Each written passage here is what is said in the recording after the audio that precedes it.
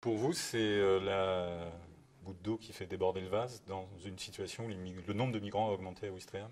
Oui, tout à fait. On est dans une situation que j'avais fixée comme étant un point que j'espérais ne jamais atteindre et qui malheureusement m'oblige maintenant à tirer la sonnette d'alarme plus fort auprès de l'État pour qu'une vraie réponse soit apportée.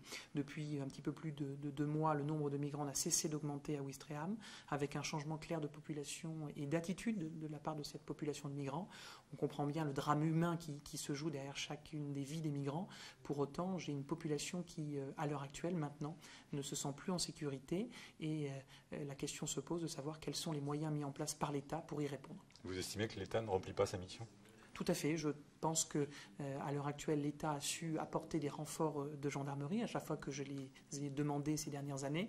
Pour autant, on voit bien que le nombre n'est peut-être pas suffisant, leur possibilité d'action n'est pas non plus suffisante et la réponse judiciaire n'est plus adaptée à la réalité que connaissent les habitants.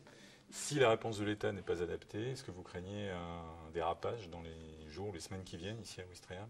Écoutez, je ne peux pas souhaiter évidemment qu'un dérapage ait lieu et que les Ouistrehamiens fassent justice d'eux-mêmes. Pour autant, je suis inquiet. Je suis inquiet parce que je n'ai vu ces derniers jours que monter la peur, que monter une certaine psychose sur le sujet, que ce sujet des migrants anime quasiment toutes les discussions de tous les Ouistrehamiens à tout niveau, à tout moment, et que je sens bien qu'il y a une volonté pour certains de se dire que si la réponse ne vient pas de l'État, elle viendra peut-être d'eux-mêmes.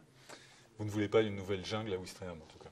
Non, très clairement, la politique d'un maire qui défend sa ville, c'est avant tout de faire en sorte que nous ne devenions pas un nouveau Sangatte, que ce ne soit pas calé ici. Nous avons un ferry transmanche qui est très difficile d'accès pour les migrants et je souhaite bien que l'État participe de renforcer évidemment la sécurité sur la zone d'accès régulé du port. J'espère en effet que nous n'aurons pas demain à faire en sorte que Ouistreham fasse l'actualité nationale et internationale.